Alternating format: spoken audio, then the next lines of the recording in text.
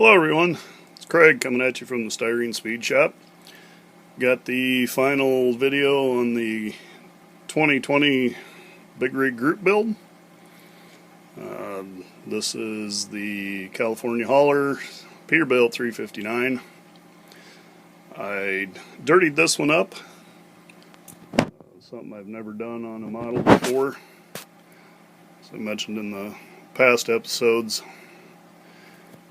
So this one, decided to go ahead and dirty it up a bit. So I mentioned earlier, this is one that my son had started. I think he was 12 years old.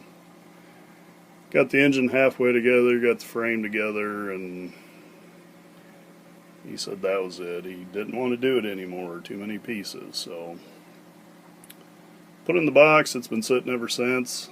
And came across it before this group build, and I contacted Jeff, and he said, yeah, it doesn't sound like it's over 50% done, so go for it. So that's what I did. And then on top of it, I decided, well, let's just go ahead and make this a working unit instead of a show rig. The tires, I sanded those down. I learned a trick from HPI guy. Whoops. Take a socket, and I got one of these that fits into an impact driver. I just chucked it in my cordless drill. And it's just a 3/4 inch socket. Truck tires, semi tires fit on that perfect. And then I had some like 60 grit sandpaper and just went to town on the tires. Sanded them down like they've really been used, abused. Then I also, when I had the tires on that socket, I loaded up some paint in a brush and kind of spun it. Got the tires nice and grimy, and then kind of brushed them off a little bit.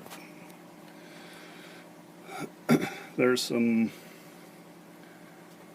gas spill down the gas or fuel tank there, not gas, diesel. Pogo stick, made some lines for that. Back window, I airbrushed it with some, I think it was Tamiya Buff, just a light coat. And then I kind of scratched it. Made it look like it's, dust on the inside. Something hitting the back window clears the dust off a little bit. A little bit of rust on her. She's starting to fade in the sun coming through. Although they're probably fiberglass fenders anyway. But, my world, they're metal and they're starting to rust. He hasn't kept very good care of this. So I don't think I showed the interior in any of my other videos, but it's just your standard AMT interior. I dirtied the seats up a little bit, put some dust on the dash. Have to trust me, it looked pretty cool. I forgot to show you guys that. The only issue with it is the frame was not square. My son didn't square it up, which how many 12-year-olds would actually know that unless you told them and helped them. Sorry for the shakiness tonight. So anyway, that's why the hood doesn't fit real good, but it is what it is. There's the power plant. The old Detroit, all greasy, grimy, like most of them are.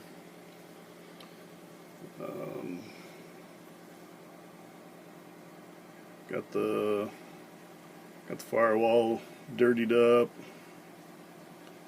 So did the front windshield too. Just made out a template for out of tape. Taped those off. Hit them with some of that Tamiya Buff. Dirty windshield. Let's see. Battery box. It's got some more worn down diamond tread plating. Bottom side. Got some splash up on the tanks and stuff, and just all kinds of Stuff you'd find on a well-used truck. Hit the mud flaps like they've gotten some mud on the backs, kind of hard to see there, but just overall just a dirty well-used truck. So there it is. There's my entry into the